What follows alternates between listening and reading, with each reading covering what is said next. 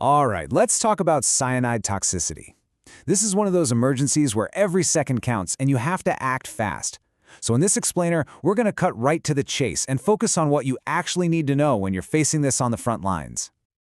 Okay, so let's jump right into this classic super high-stakes scenario.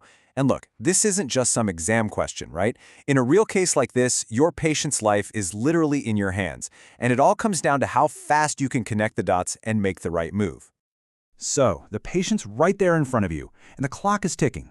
Let's break down what this actually looks like in the ED. Okay, forget about any subtle signs you might have read about. This is not subtle. You're going to see a patient who is crashing hard and fast.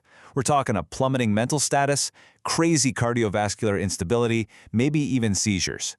You are literally watching a multi-system failure happen in real time. All right, now this is super important. Let's talk about separating the textbook myths from what you'll actually see in the real world. Getting this right is the key to nailing the diagnosis. So, this is where we bust some major myths, the kind that show up on exams to trick you. First off, forget about looking for cherry red skin. It's rare. You're way more likely to see cyanosis because the patient is in shock. And that whole bitter almond smell? Yeah, it turns out only about 40% of people can even smell it. No, your real bread and butter clues are going to be in the labs, a surprisingly high venous O2 sat, and a really severe metabolic acidosis. And this is your money lab value. If that lactate comes back and it's sky high, I'm talking over 10, cyanide poisoning has to shoot to the very top of your list, especially if they're a smoke inhalation victim. That number should be a massive red flag. Okay, so why does this happen? Let's get into the nitty-gritty of how this poison works. Why does a patient from a fire who has plenty of oxygen floating around in their blood end up in this total metabolic disaster? So the key concept here is something called histotoxic hypoxia.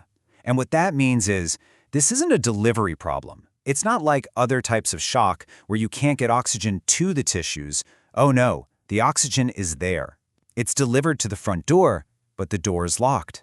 The cell's machinery is poisoned, so it just can't use the oxygen to make energy.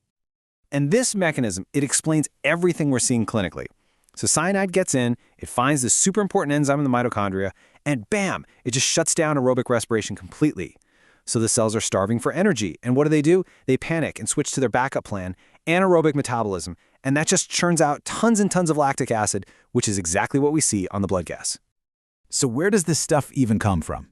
You know, we might think of spy movies or industrial accidents, but here's the reality check. Your most common encounter by a long shot is going to be a victim of a regular old house fire or a car fire.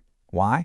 Because when plastics, foams, and all that synthetic stuff burns, it releases hydrogen cyanide gas. Okay, so we're pretty sure we know what's going on. We understand the why. Now it's time to act. Let's talk antidotes and resuscitation. This is the number you have to burn into your brain.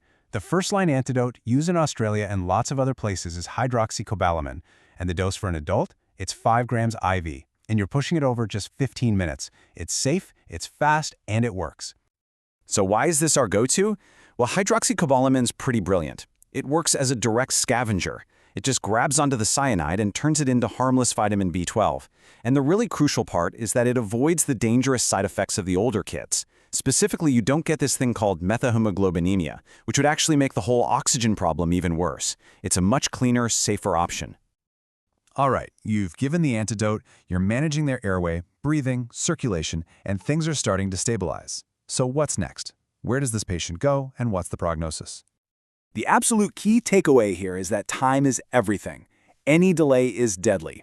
If they've had a cardiac arrest or their acidosis is just profound, the outlook is grim. But, and this is a huge but, if you recognize it fast and you hit them with the antidote quickly, you can take the mortality rate from over 50% all the way down to under 10%. That's a massive save. And let's be crystal clear about where they go next. Do not get fooled if they seem to get a little better after the antidote. Any patient who is sick enough to need the antidote or has any lingering instability, they are critically ill. They need to go straight to the ICU, no exceptions. Okay, let's wrap this up with a quick, rapid-fire review. These are the absolute must-know pearls for your exams and, more importantly, for your next shift. First up, know the drug, know the dose. Hydroxocobalamin, 5 grams IV. Simple as that. Number 2, that lactate. A lactate over 10 in a fire victim is cyanide poisoning until you can prove it's not. That's your trigger. See that number? Start the treatment. Third, reality over textbooks. Forget cherry red skin. What you're going to see is cardiovascular collapse and a brutal acidosis. Think shock. And finally, don't trust the pulse oximeter. It's going to look normal, and that's a trap. Remember, the problem isn't getting oxygen into the blood, it's the cell's ability to use that oxygen.